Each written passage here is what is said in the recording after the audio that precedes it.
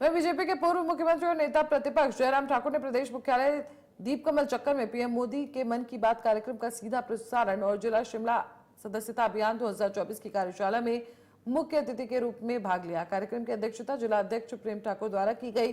जयराम ठाकुर ने कहा कि मन की बात कार्यक्रम पीएम मोदी का सबसे लोकप्रिय कार्यक्रम है। मन की बात में आईआईटी मद्रास के बच्चों से जिस प्रकार से बात कर उनका हौसला बढ़ाया गया, उस स्टार्टअप योजना के लिए बड़ा प्रोत्साहन है। बीजेपी देश का ही नहीं दुनिया का सबसे बड़ा राजनीतिक दल है और इसी के साथ जयराम ठाकुर ने सीएम सुक्खू पर निशाना साधते हुए कहा कि सीएम सुक्खू को कर्मचारियों के मुद्दे पर अपना रवैया स्पष्ट करना चाहिए।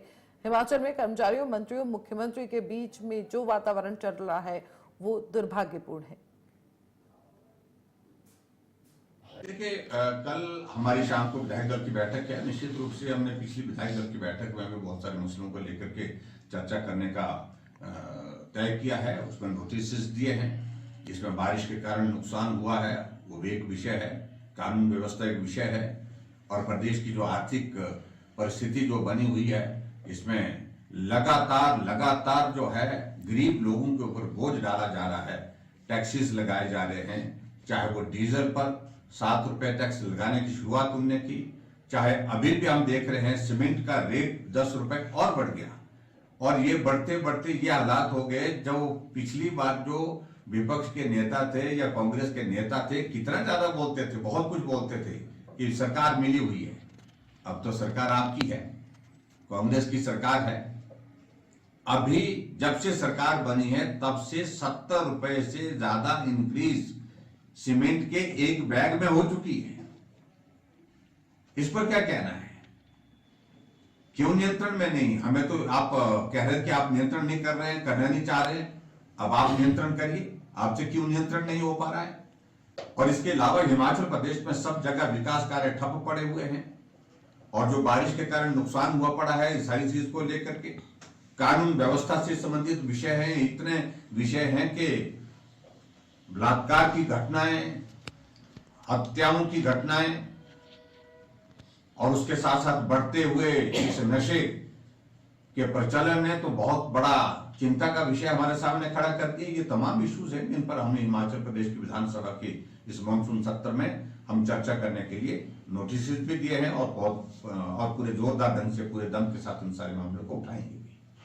बचने के साथ साथ में कर्मचारियों की मांगे हैं, और उन मांगों को गंभीरता से विचार करने के बाद समाधान की दृष्टि से आगे बढ़ना चाहिए, बजाय कि हम कॉन्फ्लिक्ट के रास्ते को अख्तियार करें। ये मुझे लगता है कि आज की आवश्यकता है।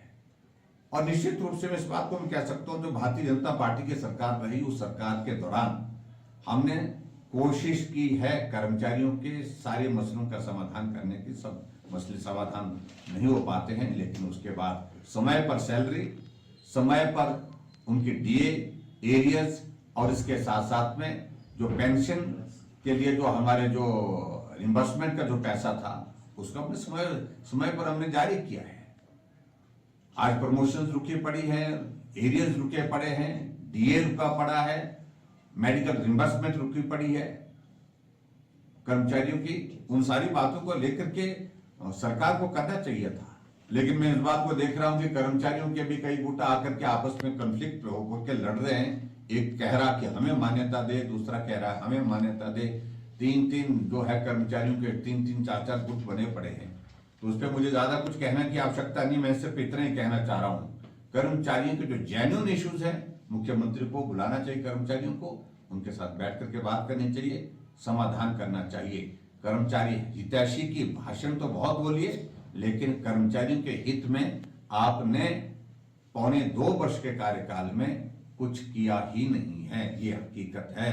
आज समय पर कोई भी चीज कर्मचारियों को नहीं मिल पा रही है। तो विधानसभा अध्यक्ष कुलदीप सिंह पठानिया ने भटियात विधानसभा क्षेत्र के विभिन्न विभागों से संबंधित सभी